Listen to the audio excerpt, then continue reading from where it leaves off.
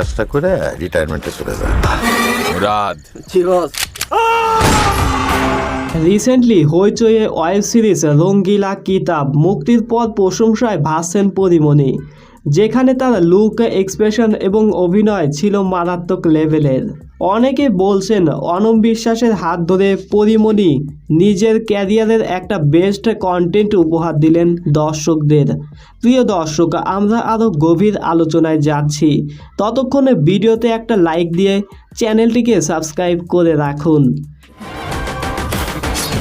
পরিচালক অনম বিশ্বাসের রঙ্গিলা কিতাব পলিটিক্স, অ্যাকশন, ক্রাইম, ট্র্যাজেডি এবং রোমান্টিক সংমিশ্রণের ফুল প্যাকেজ হিসেবে বলা যায়, যেখানে এক মৃত্যু উপত্যকার ভয়াবহ সময় এক গর্ভবতী নারী কিভাবে সারভাইভ করলো তা কিংসকর আহসানের উপন্যাস অবলম্বনে সুপ্তি চরিত্রের মাঝে ফুটিয়ে তোলা হয়েছে এবং এই চরিত্রে অভিনয় করে প্রশংসা কুড়াচ্ছেন পরীমণি। তবে বাকি অন্যরাও দুর্দান্ত অভিনয় করেছেন। আপনারা যারা দেখেননি তারা আজই দেখে নিন রঙ্গিলা কিতাব। এবার আসি এই প্রসঙ্গে নেটিজেনরা কি বলছেন। আরাফাত মাহিব লিখেছেন পুরাই ন্যাচারাল।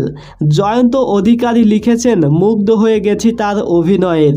এমডি জনি মিয়া লিখেছেন ওটিটিতে পরীমণিকে ইউজ করা হোক, অভিনেত্রী হিসাবে রঙ্গিলা কিতাবে সে ভালো কাজ করেছে। সো ভাই ব্রাদার্স, আপনি কি রঙ্গিলা কিতাব দেখেছেন? দেখে থাকলে আপনার কাছে কেমন লেগেছে অবশ্যই কমেন্টে জানাবেন। দেখা হচ্ছে নেক্সট এপিসোডে। আল্লাহ হাফেজ।